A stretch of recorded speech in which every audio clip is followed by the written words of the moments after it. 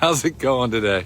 I love how some of my sock caps make me look like a swimmer out here in the cold. That is a funny old thing right there. I don't care who you are. How about generosity God's way? Have you thought about how generous God is? His generosity covers a lot of parameters, a lot of ways of thinking about it.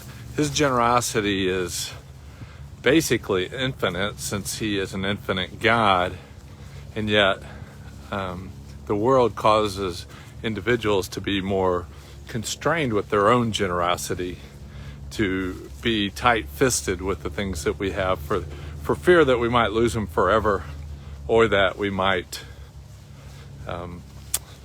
give it to somebody maybe who doesn't deserve it.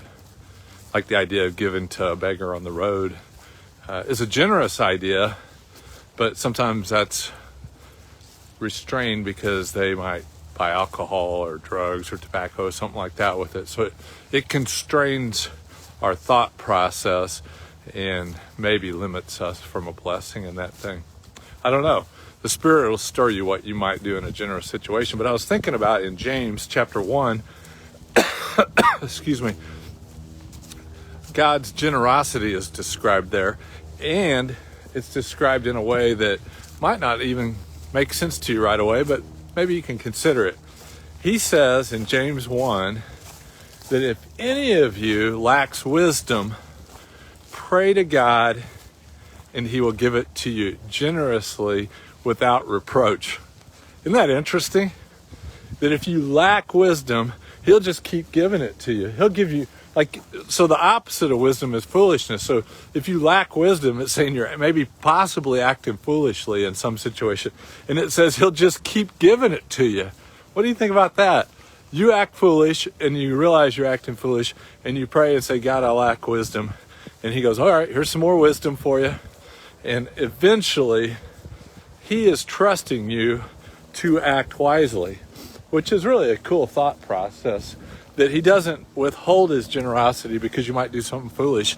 He just pours it out on you and says, here you go, see what you'll do with this. So generosity in God's perspective comes in a lot of different ways. And sometimes we may not even understand his generosity without some wisdom along the way.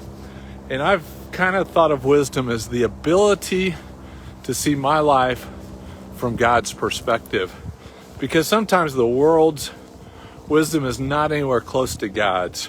Sometimes what I may be thinking could be way off from God's perspective. Like there's a verse in Ecclesiastes, something to the effect of greater is the day of one's death than the day of one's birth in the eyes of God. How does that sound to you? That is contradictory to a lot of the things that I might think on a normal day.